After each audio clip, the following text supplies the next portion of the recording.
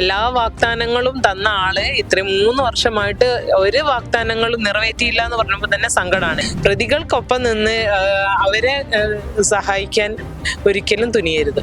ഒരു അമ്മയോ അല്ലെങ്കിൽ പെങ്ങന്മാരെയോ സ്നേഹിക്കുന്ന ഒരു വ്യക്തി പോലും അവരെ വോട്ട് ചെയ്ത് പിന്നെയും വിജയിപ്പിക്കരുത്. നമസ്കാരം. നാളെ കഴിഞ്ഞ് കേരളം തെരഞ്ഞെടുപ്പിലേക്ക് കടക്കുകയാണ്. ഈ തെരഞ്ഞെടുപ്പ് വേളയിൽ നിരവധി ആളുകൾ നിരവധി മണ്ഡലങ്ങളിൽ പോയി പ്രചരണം നടന്നത് നാം കണ്ടു. എന്നാൽ അതിൽ ഏറ്റവും വ്യത്യസ്തമായ ഒരു പ്രചരണം നടന്നത് കോഴിക്കോട് സ്വദേശിയായ ഹർഷിന എന്ന യുവതി, വയറ്റിൽ കുടുങ്ങിയ കത്രികയുമായി ഏകദേശം 5 വർഷക്കാലത്തോളം വലിയ ദുരിതം അനുഭവിച്ച് ജീവിക്കേണ്ടി വന്നൊരു യുവതി ആരോഗ്യമന്ത്രിയായിരുന്ന വീണ ജോർജിന്റെ മണ്ഡലത്തിൽ പോയി അവർക്കെതിരായി കൊണ്ട് നടത്തിയ പ്രചരണമാണ്. ഏതാണ്ട് സമാനമായ സാഹചര്യത്തിലൂടെ കടന്നുപോയൊരു യുവതിയാണ് കോഴിക്കോട് മെഡിക്കൽ കോളേജ് ICU പീഡന കേസിലെ അതിജീവിതയും. സഹായം അവർക്ക് വാഗ്ദാനം ചെയ്യപ്പെട്ടു ആരോഗ്യമന്ത്രിയുടെ ഭാഗത്ത് നിന്ന്, എന്നാൽ അവർക്ക് അത് ലഭിച്ചില്ല.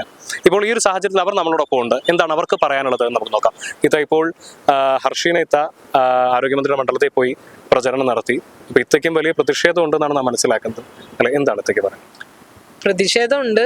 കാരണം ഞാൻ നേരിട്ട് ആരോഗ്യമന്ത്രിയെ കണ്ട് എല്ലാ കാര്യങ്ങളും പറഞ്ഞപ്പോൾ എനിക്ക് വാക്ക് തന്നതാണ് ഇതില് നമുക്ക് ഒപ്പമാണ് എന്നും. ഹർഷിനെ പറയുമ്പോൾ തന്നെ ഞങ്ങളെ കെട്ടിപ്പിടിച്ച് എല്ലാ വാഗ്ദാനങ്ങളും തന്ന ആള് ഇത്രയും 3 വർഷമായിട്ട് ഒരു വാഗ്ദാനങ്ങളും നിറവേറ്റിയില്ല എന്ന് പറഞ്ഞപ്പോൾ തന്നെ സങ്കടമാണ്. അപ്പൊ ഇനി അവരിൽ ഒരു വിശ്വാസമില്ല.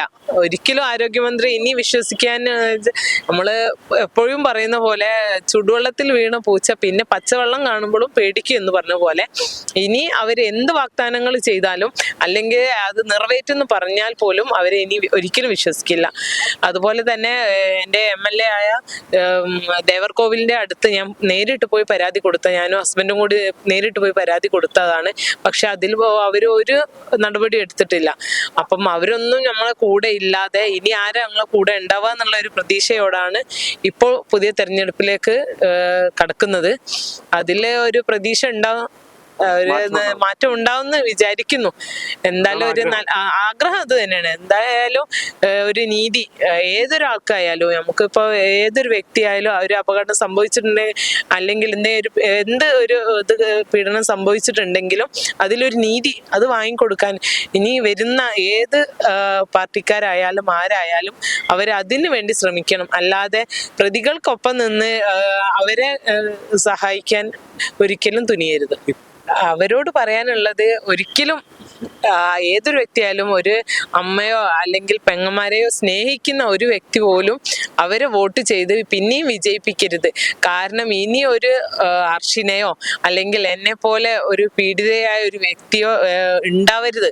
അതുകൊണ്ടാണ് ഇനിയും ഒരാളുടെ മുന്നിൽ പോയി കെഞ്ചി നമുക്ക് നീതി വേണം അല്ലെങ്കിൽ നമുക്ക് എന്തെങ്കിലും സഹായം വേണം എന്ന് പറഞ്ഞ് റോഡിൽ നിന്നിട്ട് സമരം ചെയ്യുവാനും ഒരു സ്ത്രീ ഉണ്ടാവരുത് എന്നുള്ള ആഗ്രഹം കൊണ്ട് പറയാണ്.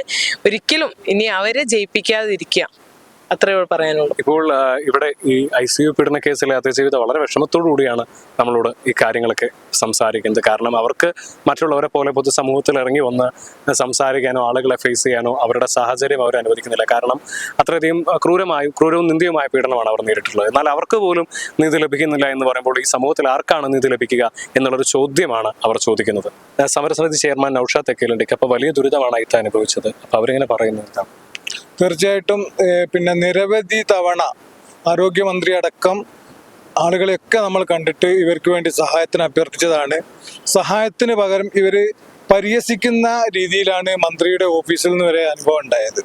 എനിക്ക് ഒരു കാര്യം പറയാൻ പറ്റും, സ്ത്രീ സുരക്ഷയിൽ ഒന്നാമത് എന്ന് പറഞ്ഞ് വീമ്പിളക്കുന്ന ഈ സർക്കാർ 10 വർഷമായിട്ട് സ്ത്രീ സുരക്ഷയിൽ ഒരു പുരോഗതിയോ അവരുടെ ഭാഗത്തുനിന്ന് സ്ത്രീകളുടെ സുരക്ഷയ്ക്ക് വേണ്ടി ഒരു നിലപാടുകളോ ഉണ്ടായിട്ടില്ല എന്നുള്ളതിൻ്റെ ഉദാഹരണങ്ങൾ ധാരാളം സ്ത്രീകൾ അവർക്കെതിരെ അനീതി സംഭവിക്കുമ്പോൾ റോഡിലിറങ്ങി പ്ലക്കാർഡ് പിടിച്ച് സമരം ചെയ്ത് ബുദ്ധിമുട്ടായി അവശത അനുഭവിക്കുന്ന ഒരവസ്ഥയിലേക്ക് വന്നിട്ടുണ്ട്.